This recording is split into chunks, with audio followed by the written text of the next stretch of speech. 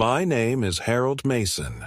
I am 76 years old, a retired high school history teacher, and I live alone in a modest two-bedroom house just outside of St. Louis, Missouri. My days begin early, not because I'm in a rush to do anything, but because sleep has grown thin in the years since my wife, Lorraine, passed away. 5 years ago, a quiet stroke took her from me in the middle of the night. No pain, the doctor said, just a sudden flicker of light going out, like a candle blown by a breath you didn't know was coming. She had always been the morning sun in our house. Coffee brewed with a touch of cinnamon, soft jazz on the radio, humming to herself while watering the succulents lined up along the kitchen windowsill. Now the mornings are silent and sterile, broken only by the groan of the floorboards beneath my slippers and the metallic click of the coffee maker. I still brew it the way she did, even though it never tastes quite right. I live in the same house Lorraine and I bought 42 years ago. It's a humble ranch-style place with creaky heating pipes and a backyard filled with memories. A sagging swing set where my daughter Charlotte used to play. The old garden plot that Lorraine kept so meticulously, now overtaken by crabgrass. I've kept most of the furniture the same. It's not nostalgia exactly. More inertia, or perhaps an unspoken fear that if I change too much it'll feel like admitting she's truly gone. Sometimes I catch myself talking to her picture. Just little things. Lorraine, can you believe the price of milk these days? Or, you wouldn't believe what Charlotte said to me last week. No answer ever comes, of course, but the ritual makes the silence feel a little less hollow. Charlotte is my only daughter. She was born when I was 32, after Lorraine and I had all but given up hope of children. She was a miracle then. Dark curls, bright eyes, lungs like a trumpet. I remember the first time I held her in the hospital. Tiny, wrapped like a burrito, her fist gripping the button of my shirt like she'd already claimed me. And claim me she did. I adored her, raised her with patience, tried to give her everything I could. Books, support, a moral compass. Lorraine said I spoiled her, and maybe I did. But when you have one, you pour all your hope into that one. Charlotte married young, 23, to a boy named Neil who worked in logistics. A quiet man, not particularly ambitious but decent enough. They had a son 2 years later, Kevin, my grandson, my pride, my boy. When Charlotte brought him home from the hospital, I remember cradling that newborn in my arms and whispering promises I meant with all my soul. To be there for him, to guide him, to always protect him. I had dreams, you know? Dreams that I'd teach him to ride a bike, that we'd go fishing together on lazy summer mornings, that he'd sit at my kitchen table asking questions about the world the same way Charlotte once did. For a while, it felt like those dreams were coming true. Kevin was bright, curious, and affectionate as a little boy. He used to run into my house with a shout of, "Grandpa," and barrel into my legs like a puppy. We built model airplanes together, baked lopsided cookies, went to minor league baseball games where he'd fall asleep in my lap by the 5th inning. Lorraine adored him, and he doted on her. When she passed, he was 15, just starting to get moody and aloof like all teenagers. But he cried that night real tears, and he hugged me tighter than I'd expected. "I'll take care of you now, Grandpa," he said.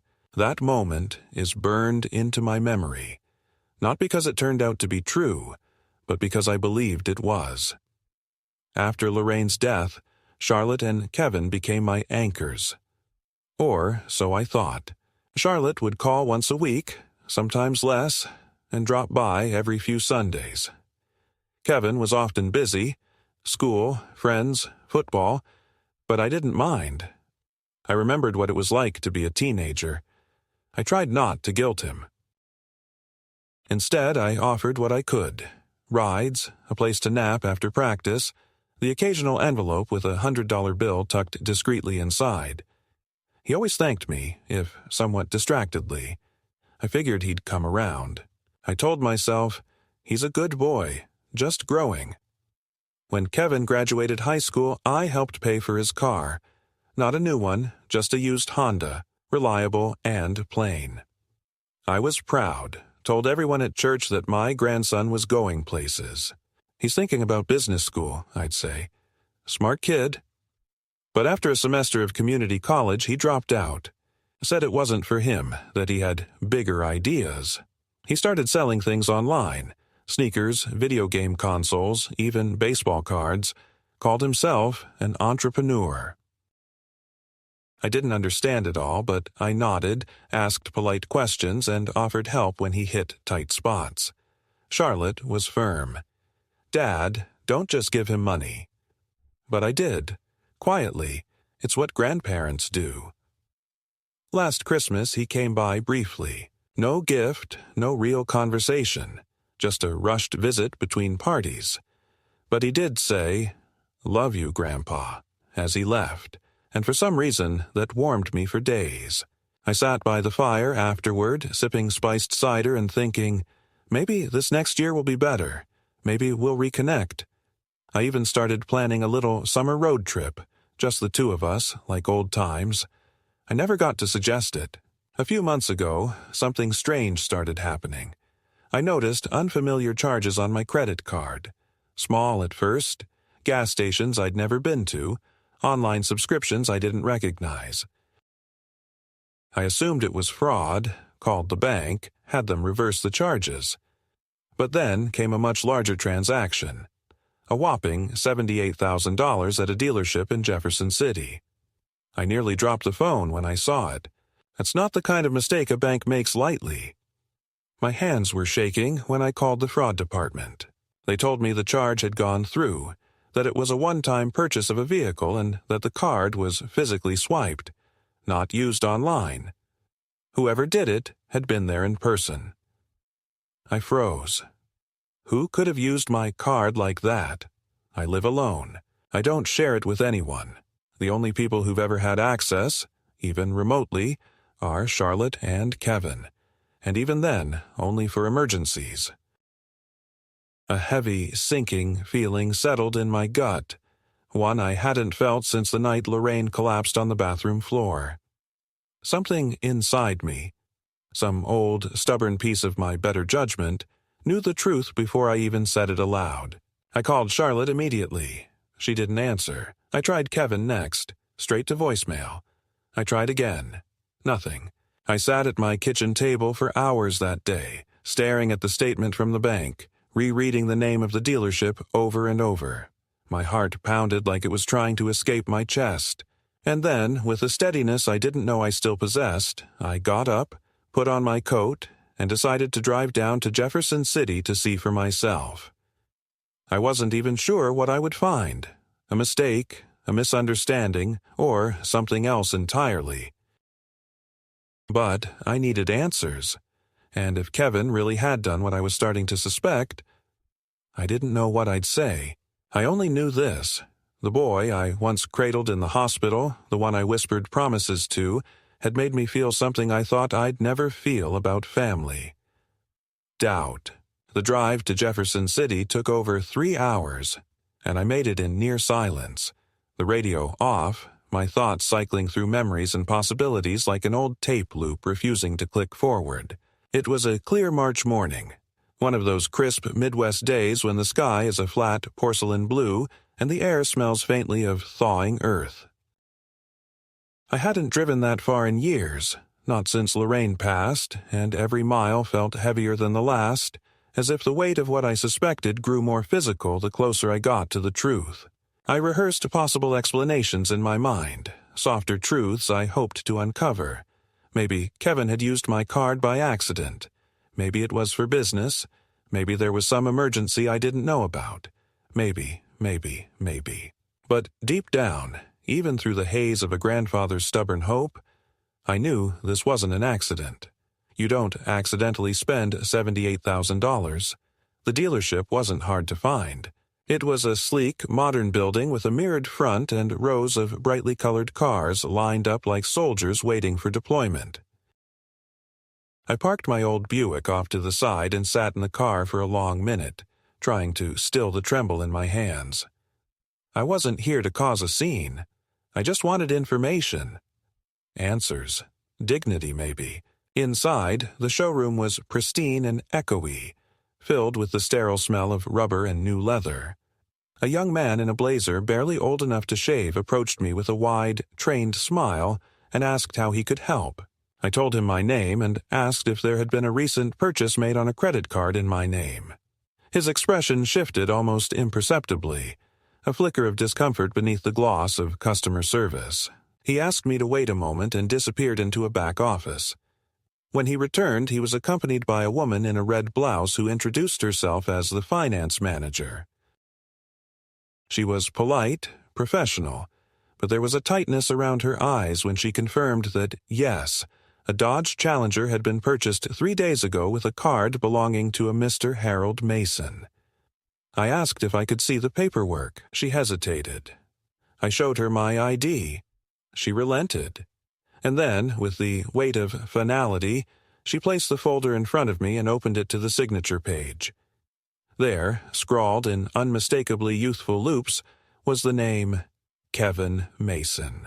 I stared at it for a long time, as if the ink might rearrange itself into something else, something that made sense. I asked if there had been any co-signer. She shook her head. Full payment by credit card. I asked for a copy. She made one without comment. I asked, my voice shaking slightly now, if the car had already left the lot. She nodded. He picked it up the next morning, she said. Seemed very excited. I stepped outside and leaned against the wall of the building, my chest tight with a feeling I couldn't name. Not quite anger, not yet. Not sorrow either. It was more like the ache of an old joint catching a storm, an internal recognition that something you once trusted had turned brittle, dangerous. I looked out at the parking lot, at the sleek rows of machinery, and tried to imagine Kevin walking among them, grinning, posing, sliding behind the wheel with that arrogant, thoughtless ease that only the young possess when they believe the world is still free. I tried to square that image with the boy who used to bring me dandelions from the yard and call them yellow roses. On impulse, I asked to speak with the sales associate who had handled the transaction. They called him out from the back, a tall, broad-shouldered man in his 30s with a sharp fade and a Rolex he kept adjusting every few minutes. He seemed surprised to see me, but not concerned. When I explained who I was and what had happened, his demeanor grew defensive, then vaguely irritated. "Look, sir," he said, "your grandson came in with confidence. Card matched his name. Chip went through. ID looked clean. That's not on us. If you're saying he stole it, well, I'm sorry, but that's between you and him." He paused, then added, "Nice kid, though. Told me his grandpa was rich, said he was helping him get into car flipping." He chuckled, oblivious to the acid boiling in my stomach. "Said you'd be proud." I left before I said something I'd regret. The ride home was slower, heavier, a dull ache pounding behind my eyes. I didn't call Charlotte again. Instead, I drove straight to my bank. I sat down with a woman named Carla who'd been there for years and had handled Lorraine's accounts when she passed. When I told her what had happened, she looked genuinely horrified. She immediately helped me file a formal fraud complaint, and we froze the card. I asked her if there had been any other suspicious activity. She scrolled through the transactions and then turned the screen so I could see. Purchases from online stores I didn't recognize, recurring charges to a streaming platform I'd never heard of, a $3,200 charge to an electronics store just 2 weeks earlier. There was even a wire transfer attempt, $15,000 denied because of verification requirements. "Jesus," I muttered. Carla laid a hand gently on mine. "Do you want to press charges?" she asked. My throat tightened. I couldn't answer. That evening, I sat in my recliner staring at nothing, holding the printed copy of the dealership receipt like a piece of rotten fruit. I kept thinking about the holidays we'd spent together, Kevin's tiny hand in mine as we walked through snow to see Christmas lights, the way he used to draw pictures of Grandpa's house, with my old porch always front and center. I thought about how proud I'd been every time he smiled at me, every time he said, "Love you, Grandpa," in that breezy way teenagers have, as if love were the same as breathing. I felt old. Not the usual stiffness or fogginess, but truly, irreversibly old, like something inside me had finally cracked and gone to dust. I couldn't understand how it had come to this. What had I missed? What hadn't I taught him? Where had Charlotte gone wrong? Or was it me who went wrong, giving too much, asking too little, confusing generosity with indulgence? The next day, Charlotte called me back. Her voice was breezy at first, like nothing was wrong. "Dad!" "Sorry, I missed your call. Everything okay?" I didn't answer right away. I just asked, "Did you know Kevin bought a car with my credit card?" Silence. A long one. Then, "Dad, what are you talking about?" I repeated it. Slowly, clearly. She sighed. "I'm sure there's a mistake. Kevin doesn't even have your card." "He doesn't need it," I said, my voice sharpening. "He's had the number for years, and he used it. I saw the signature, Charlotte. I've already been to the dealership." Her tone changed then. Defensive, tense. "Look, I don't know what Kevin did, but maybe you gave him permission and forgot. You've been a little scattered lately, Dad." That word, scattered, hit me like a slap. I sat up straighter. "Don't do that," I said. "Don't you dare turn this into something about my memory." "I'm not," she replied a little too quickly. "I'm just saying, maybe it was a misunderstanding." He thought I wouldn't notice," I snapped. "He thought I was too old, too stupid, too alone to care. Well, he was wrong." She went quiet. Then, after a moment, she asked, "What are you going to do?" I didn't answer her, because I wasn't sure yet. But one thing I did know. I wasn't going to let it go. Not this time. Not again. I didn't sleep that night. I lay in bed, eyes fixed on the dark ceiling above, while shadows from the streetlight outside danced across the familiar contours of the room. My mind cycled relentlessly through images of Kevin at the dealership, pen in hand, signing my name as if it meant nothing, grinning as he slid into a car I'd never approved, never seen, never even heard about. Lorraine's photo on the nightstand seemed to watch me, silent and disapproving, as if asking why I had let it come to this, why I had handed over so much of myself to people who now saw me as nothing more than a card number and a balance to be tapped. I had raised Charlotte to value honesty, to know right from wrong. I thought I had passed something of that to Kevin, some flicker of conscience, some core of decency. But the silence from both of them since I confronted her over the phone had been louder than any argument. They weren't ashamed. They were preparing. The next morning, I went to my filing cabinet, the one Lorraine insisted I keep organized even after retirement. Inside were all the documents I'd saved over the years. Tax returns, pension records, insurance forms, and, most importantly, the binder I'd kept for family-related accounts. I opened it with a mounting dread.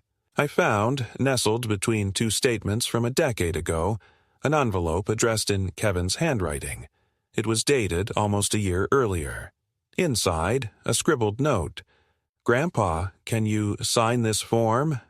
It's for school stuff, FAFSA or something. Mom said you wouldn't mind." Attached was a legal-looking document I didn't remember seeing before. A limited power of attorney, granting temporary access to act on my behalf for financial verification purposes. I had signed it, trusting that it was, as Kevin claimed, for school forms. There was no expiration date listed. I sat there, stunned. They had been planning something longer than I thought. At least Kevin had. Possibly with Charlotte's approval, possibly without it. But the thought that my own grandson had used a legal tool I'd signed in good faith to defraud me sent a cold, sour burn into my gut. I wasn't just angry now. I was humiliated.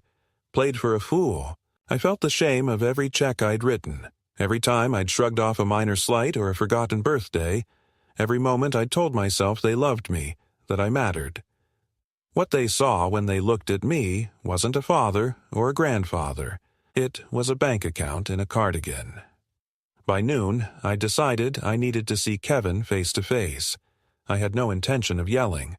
I wanted to look him in the eyes and give him one last chance to explain, to apologize, to show even a flicker of remorse. I called his cell again.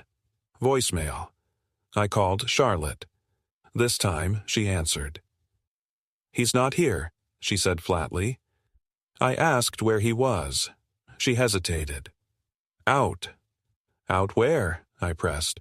"With friends." I didn't raise my voice. I simply said, "Tell him if he doesn't call me back by tonight, I'm driving to his place. I have the dealership receipt. I have the power of attorney. I have every transaction he's made." She didn't reply. I hung up. Kevin called me 2 hours later. His voice was casual, almost cheerful. "Hey, Grandpa. Mom said you were worried. Everything okay?" His tone, that breezy, performative innocence, made my skin crawl. I asked him if he had anything to tell me. "About what?" he said. I asked him about the car. Silence. Then, "Oh, yeah, that. Look, Grandpa, I was going to tell you. I just thought since you'd already helped with my business before, you wouldn't mind." I gripped the phone so tightly I thought it might crack. "You used my card without my permission, Kevin. You forged my name. You committed fraud."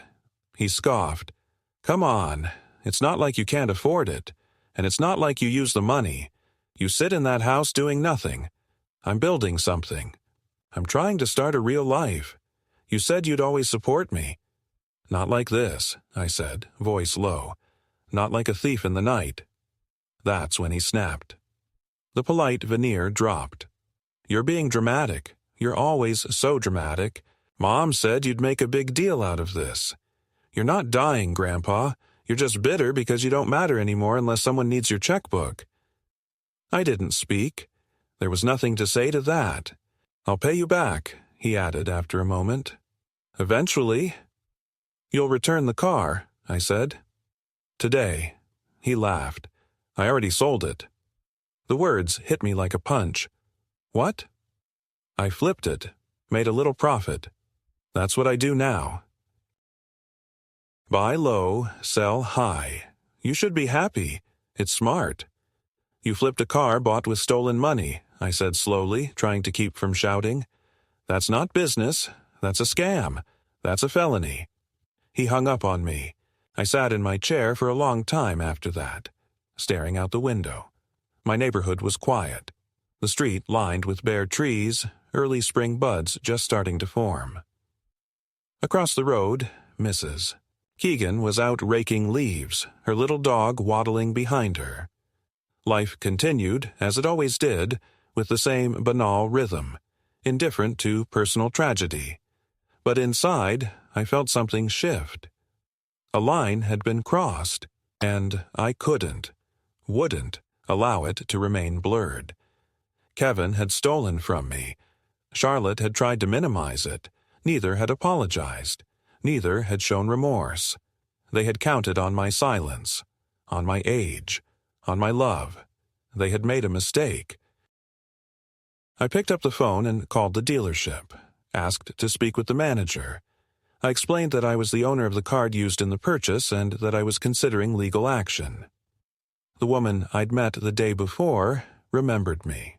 She said, carefully, that the vehicle had been sold again already, and they had no obligation to refund or return anything, especially since the cardholder's signature had been approved. But the card was used without permission. I insisted. She suggested I file a police report. "It's the only way, Mr. Mason. If the bank finds fraud and there's a report, you may have recourse." It was the last thing I wanted, to put my own grandson into the hands of the law.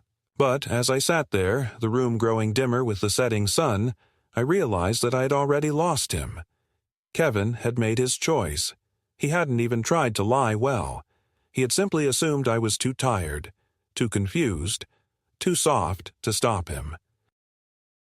I wasn't sure what justice would look like anymore, but I knew silence wasn't it. That night, I gathered every piece of paper I had: the dealership receipt, the credit card statements, the power of attorney, even old texts where Kevin had asked for money to invest. I made copies. I wrote everything down in detail: dates, calls, conversations. Then I got in my car and drove to the precinct.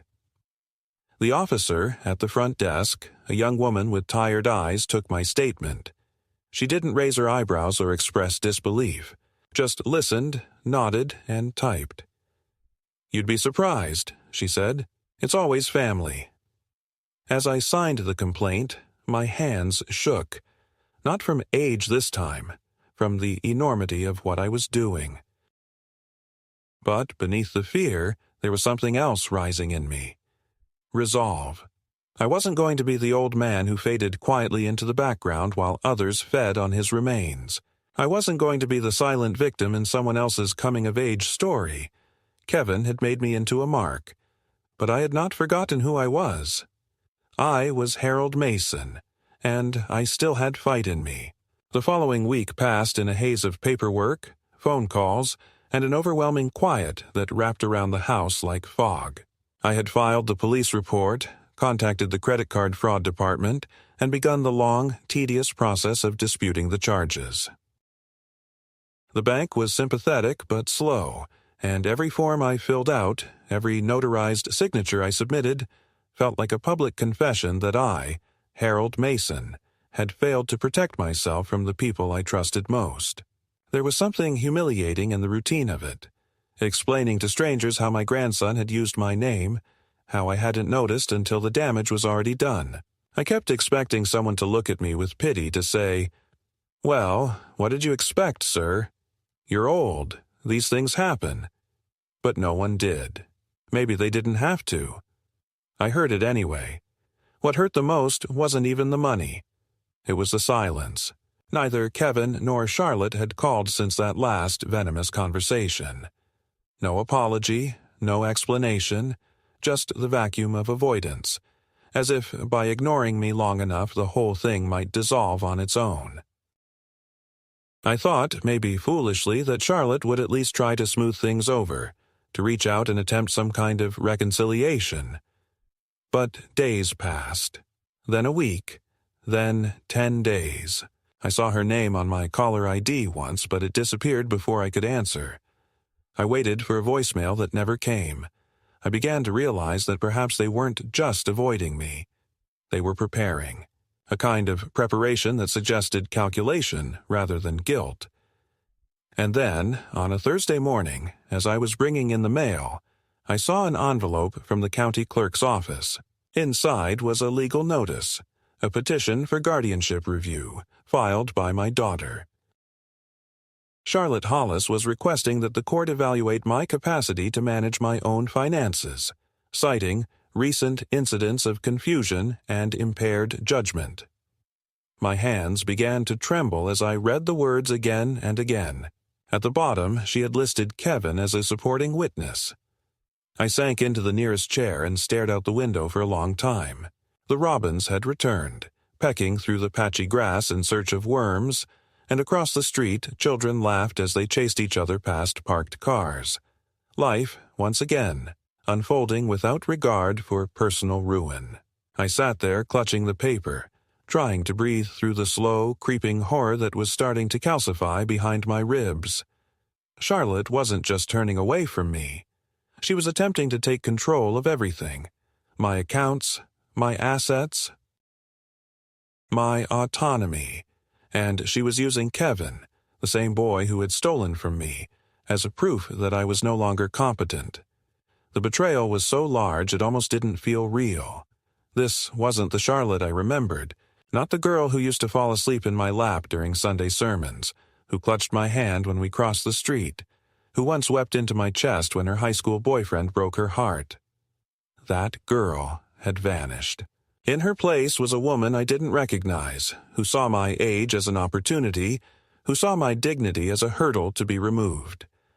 I didn't cry, I didn't rage, I just sat there, staring at the letter, and felt the floor of my life tilt beneath me. But grief only held me for a moment. Something harder, older, took its place, an instinct for survival, a pulse of defiance buried deep beneath years of quiet patience. I would not allow them to bury me before I was dead. I called my lawyer, a quiet, sharp-minded man named Whitaker, who had once helped me settle Lorraine's estate. He came over the next day, reviewed the letter, and listened without interruption as I explained everything: the credit card, the dealership, the forged power of attorney, the silence, and now this. When I finished, he nodded slowly, the corners of his mouth tightening with anger he didn't voice. "This is predatory," he said finally. "They're building a case for control. But you've acted with clarity and documentation. That's our defense." We began gathering evidence immediately: medical records, bank correspondences, statements from neighbors who saw me gardening, paying bills, walking without assistance. Every scrap of my competence was now a weapon. It felt ridiculous, insulting, but necessary. I scheduled an independent psychiatric evaluation and passed with ease. The doctor, a kind-eyed man in his 40s, asked if I knew why I was there. I handed him the guardianship notice and said, "Because my daughter wants to erase me while I'm still breathing." He didn't laugh. He just nodded and wrote something in his notebook. That night, I didn't sleep again. But this time, I didn't lie in bed staring at the ceiling. I sat at the kitchen table writing a letter, not to Charlotte, not to Kevin, but to Lorraine.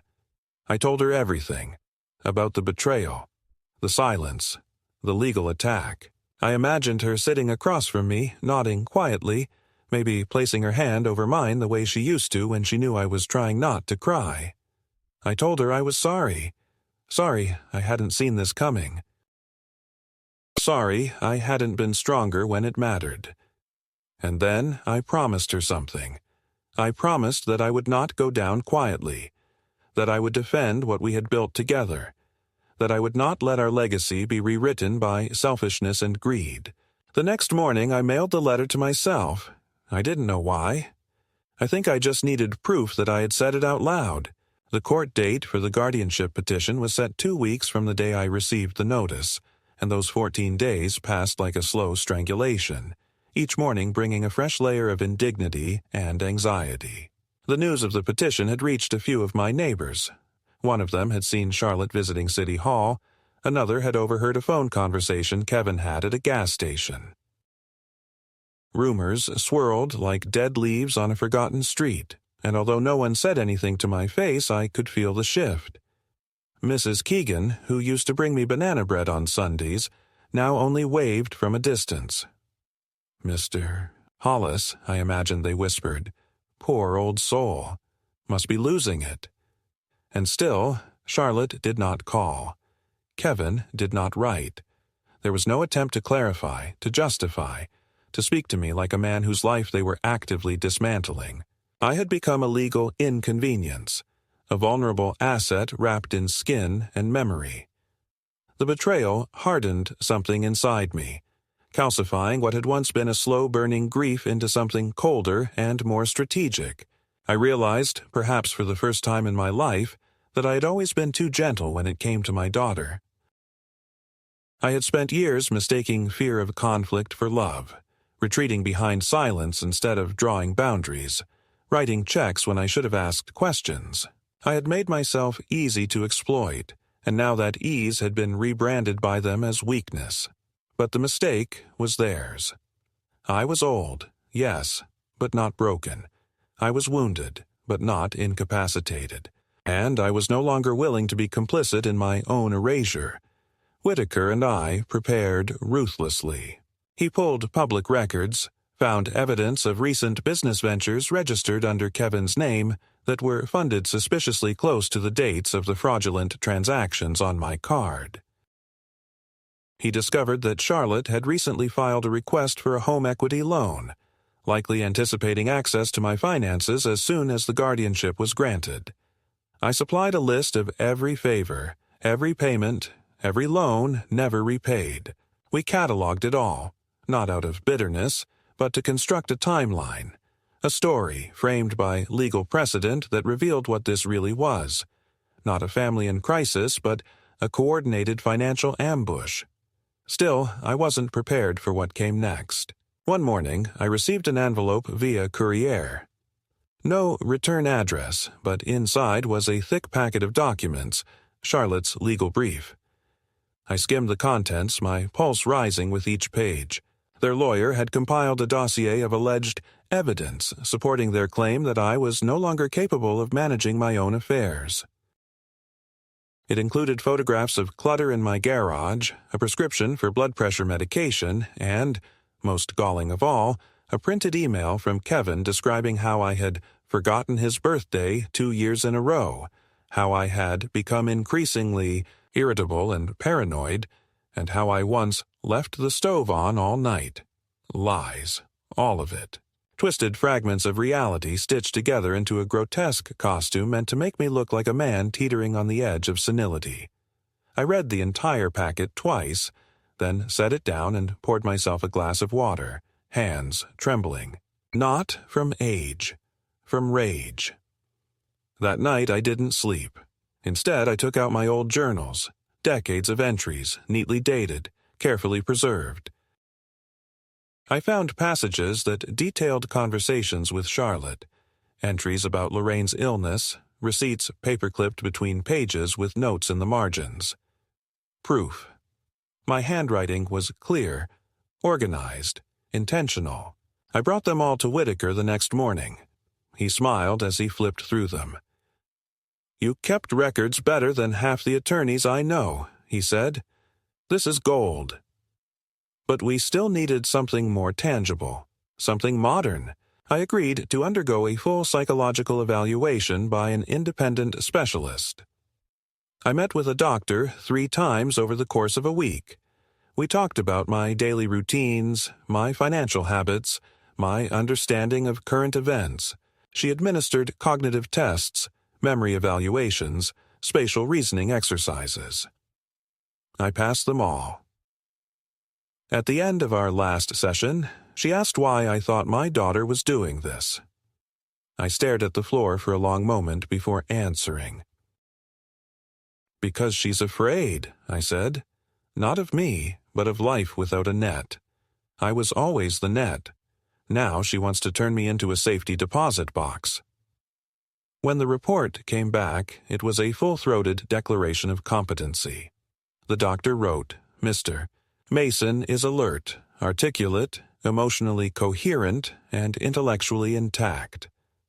There is no evidence of diminished capacity or cognitive impairment.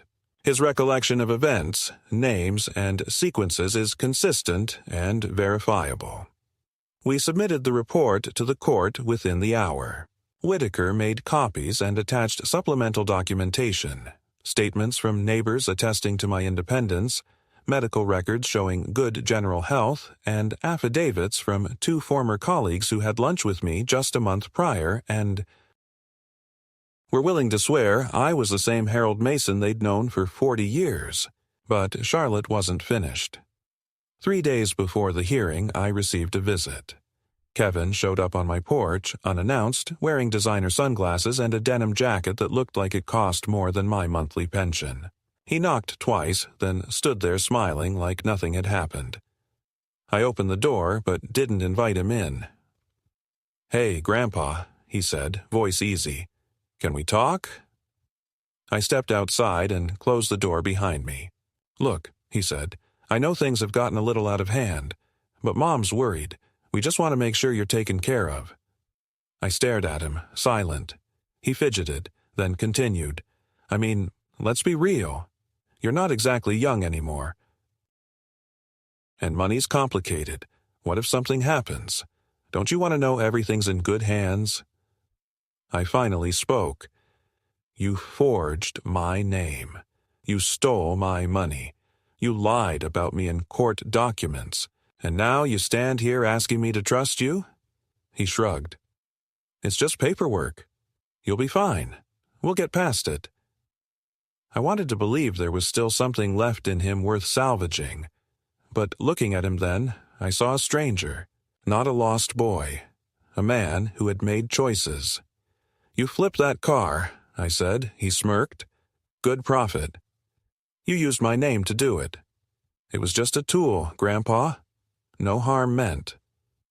"There's harm, Kevin. You just refuse to feel it." He sighed, exasperated. "Whatever. Look, I came here to offer you something. Mom's willing to drop the guardianship thing if you agree to sign over access to your financial accounts. Joint management. Just to keep things clean." I almost laughed. "So instead of stealing, now you want permission." He didn't answer. I took a step closer. "Tell your mother I'll see her in court." His face twisted with something. Frustration, disbelief, maybe even fear. But he turned without another word and walked to his car. A new BMW, leased no doubt with money he didn't earn. That evening, I called Whitaker and told him everything. He was quiet for a long moment. Then he said, "Let's prepare for war." And we did. The day of the hearing arrived under a leaden-gray sky that seemed to press low over the rooftops, mirroring the heaviness in my chest as I put on my suit. The same navy blue one I had worn to Lorraine's funeral, then again at Kevin's high school. Graduation. Back when I still believed there was a through line between sorrow and pride, between the end of one chapter and the hopeful start of another. I checked the mirror, straightened my tie, and for a brief moment saw not an old man, not a victim, but something harder, more resolved. I saw someone who still remembered how to stand his ground. Whitaker picked me up at 10 sharp, and we drove in silence, the only sounds the rhythmic ticking of the turn signal and the distant hum of tires on damp asphalt. He was calm, focused, every page of our documentation neatly tabbed and organized in the black leather binder he carried like a shield. "Today is about clarity," he said at one point.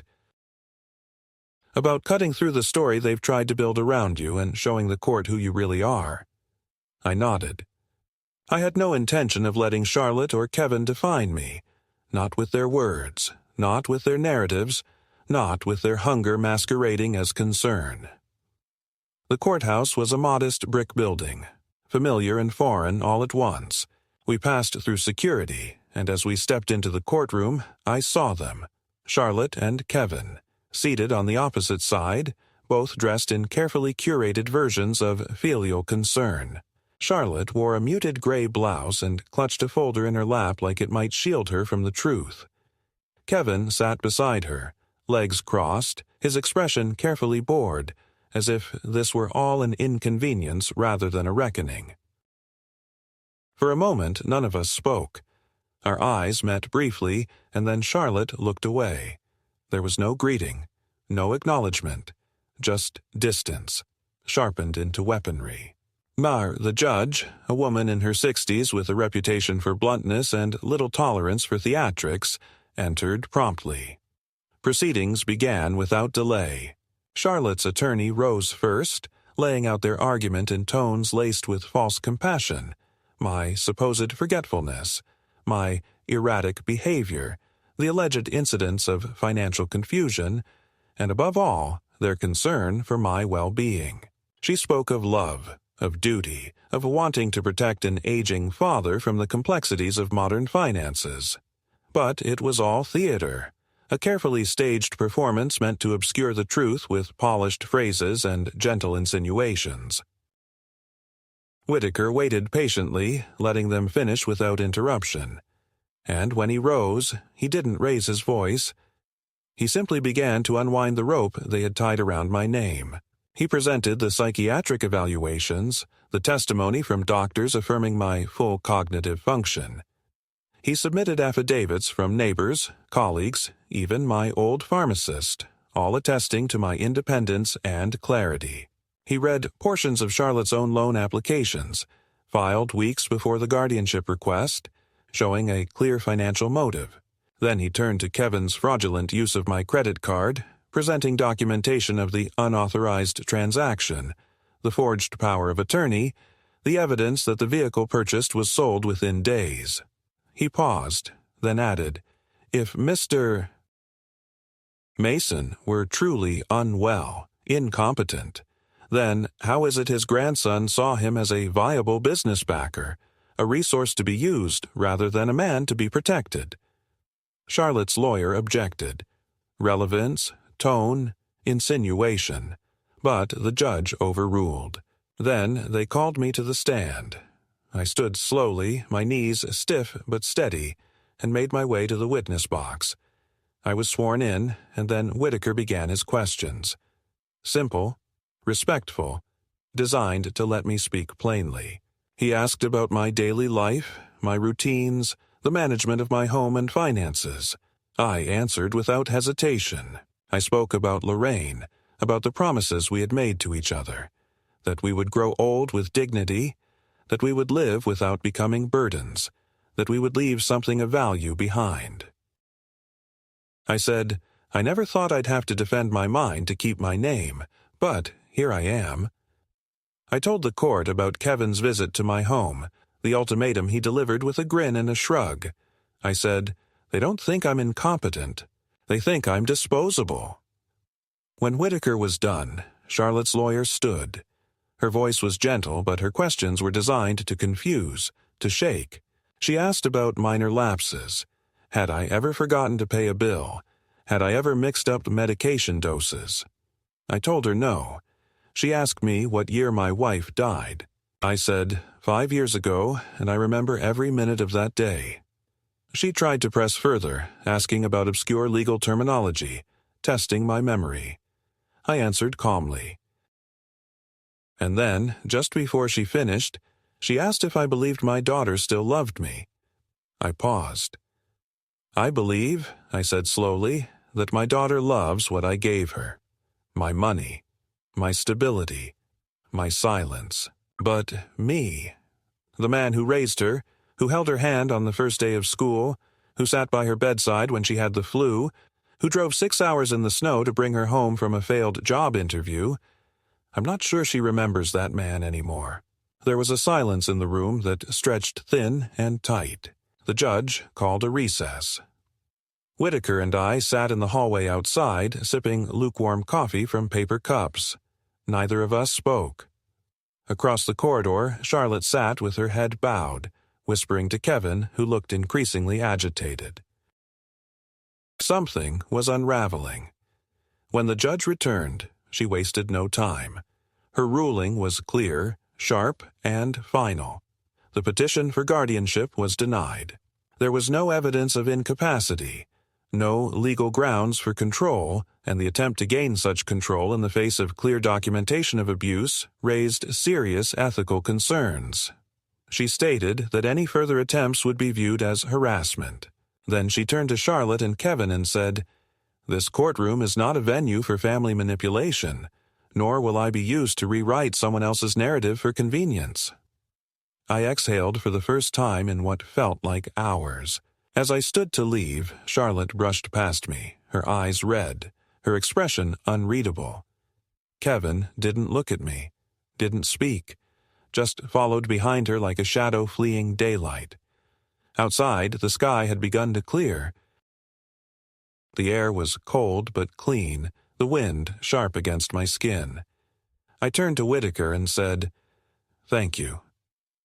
He smiled, shook my hand, and said, "You did this, Harold.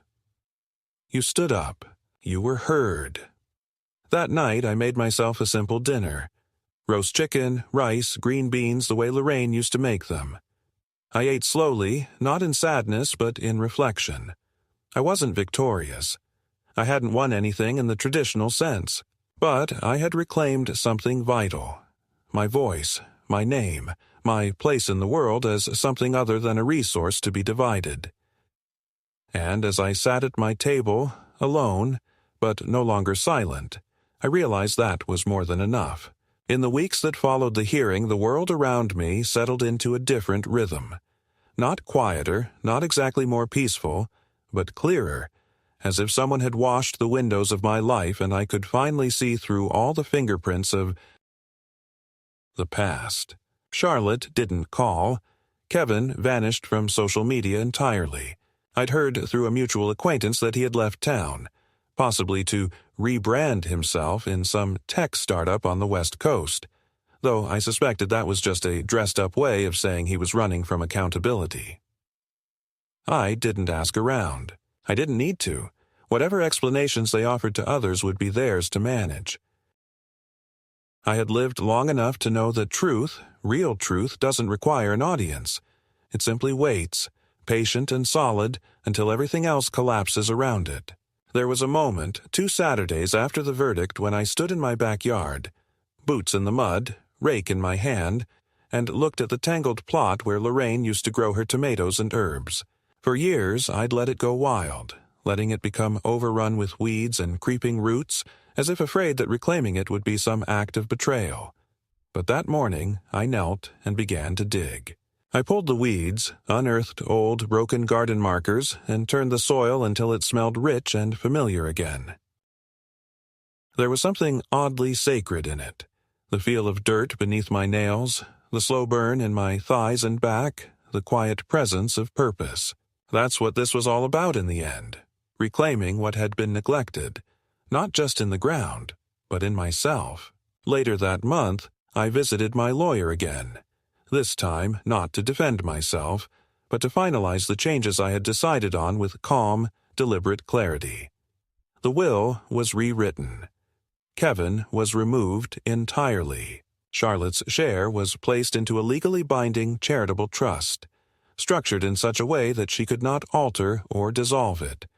My home, my savings, my assets, they were now allocated in ways that reflected not just my legacy, but my values.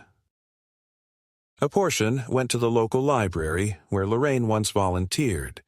Another to the Historical Society, where I'd given lectures in my early retirement.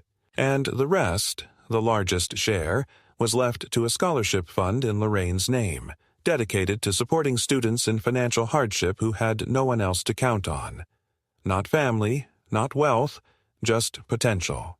That night I walked through the house slowly, touching the backs of chairs, straightening picture frames, lighting a single candle by the window the way Lorraine used to. I didn't feel bitter. I didn't feel victorious. What I felt was a kind of clean sadness, like rain that finally washes the pollen off the windows. The clarity after a storm you didn't ask for, but survived nonetheless. I stood by the window for a long time, the soft flicker of the candle casting faint shadows on the walls, and I let myself miss them. Not who they had become, but who I had believed them to be. I wrote one final letter to Kevin, not to forgive, not to plead, but to speak one last time in a voice he would remember. I told him that love, real love, does not shield you from consequences. That respect must be chosen again and again, even when no one is watching. I told him that he had my silence now, not out of anger, but because I would no longer speak into an echo chamber of entitlement. I signed it the way I used to sign cards when he was little, with care and expectation, Grandpa. I never mailed it. It sits in my desk drawer, under the paperclips and spare keys, folded neatly. Some things are meant to be written, not sent. One morning, just as spring turned the corners of the neighborhood green again, I packed a small suitcase, left a note on the kitchen table for the mailman, and drove south. I took the back roads, stopping in little towns Lorraine and I had once passed through, sleeping in roadside motels with chintzy curtains and terrible coffee. I found a trailer park in Arizona owned by an old friend from the Army, and he let me rent one of the smaller units overlooking the hills. In the evenings, I sit out on the deck, wrapped in a wool sweater, drinking black coffee from a chipped mug, watching the sun fall behind the red rocks in slow, biblical silence. I am not waiting for reconciliation. I am not hoping for redemption. But I am living, on my terms, and that, after everything, is enough.